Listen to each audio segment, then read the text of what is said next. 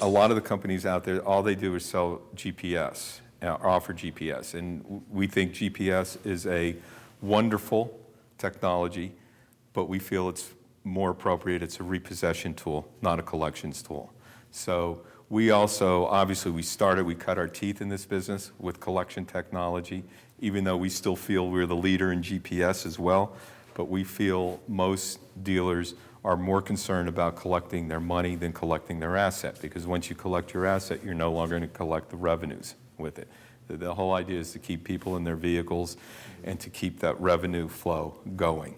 So we don't have to just, when we talk to dealers, we feel our reps, they're not just sales reps, they're consultants. You know, they have, when sales reps work for Pastime, they have to know more than just GPS technology. They have to know our collection technology. They have to know the combination of the GPS and collections, so that when they talk to dealers, they're actually acting as consultants. So because we have technology that can fit whatever their business model is, we can fit them with the technology and give them an alternative, you know, that fits their model.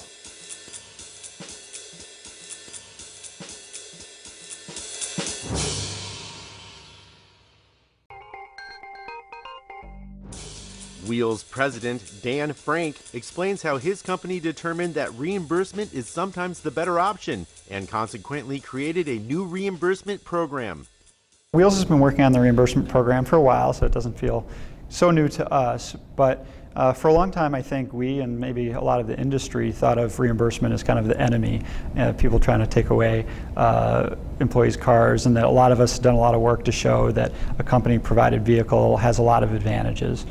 But in talking to our customers, what we found is that almost all of them have pockets of reimbursement within their organization somewhere. And what we found is that there were legitimate reasons for that. Different driver groups, whether it was a medical exception, it might have been a summer intern who only needed a vehicle part-time, might have been because they drove low mileage, it might have been an expat who needed a vehicle for a certain period of time.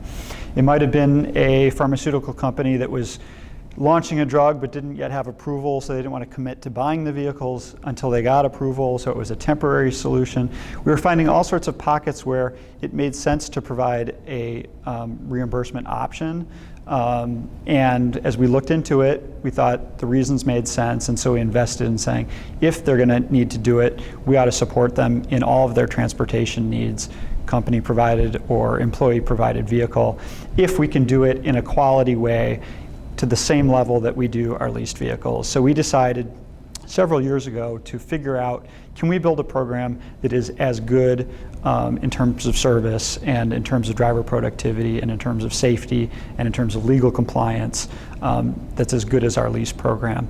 And so it took us a long time to figure out how to do that, but I think at this point we've achieved it. We have a great system to support it, and we think we have a product that nobody else has out there that provides a nice seamless experience for clients to choose between company provided or employee provided vehicle.